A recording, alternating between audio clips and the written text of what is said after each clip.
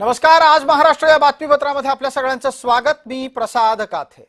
महाराष्ट्रामध्ये गाजलेल्या आजच्या दिवसभरातल्या 3 प्रमुख हत्याच्या बातम्या कोणत्या आहेत ते आता आपल्या समोर येत आहेत। स्वाभाविकरित्या पहिली बातमी आहे ती छगन भुजबळ निर्दोष सुटण्याची।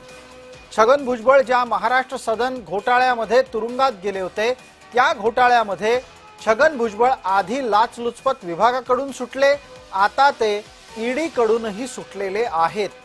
या प्रकरणामध्ये छगन भुजबळ यांच्या सुटकेच्या प्रकरणात अंजली दमानिया यांनी तीव्र नापसंती व्यक्त केली आहे आणि सरकारच्या एकूणच कारभारावर प्रश्नचिन्ह उपस्थित केलेलं आहे। पुढचा मुद्दा आहे तो राज ठाकरे यांनी केलेल्या एका लक्षवेधी वक्तव्याचा। कल्याण डोंबिवलीमध्ये एकनाथ शिंदेंबरोबर युती केल्यानंतर टीकेचे धनी ठरलेल्या राज ठाकरे यांनी आपल्या काकाला म्हणजेच दिवंगत शिवसेना प्रमुख बाळासाहेब ठाकरे यांना आदरांजली वाहताना म्हटलं, होय राजकारणात ते लवचिक भूमिका घेतात, कारण बाळासाहेब सुद्धा लवचिक भूमिका घ्यायचे।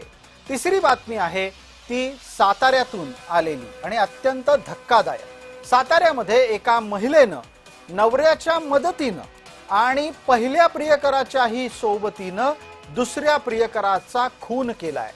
नुसतं खून करूनच हे तिघजण थांबलेले नाहीत, तर त्यांनी ज्याला मारलं त्याच्या प्रेताचे अनंत तुकडेही केले आणि हे सगळं प्रकरण दाबून टाकण्याचा प्रयत्न केला।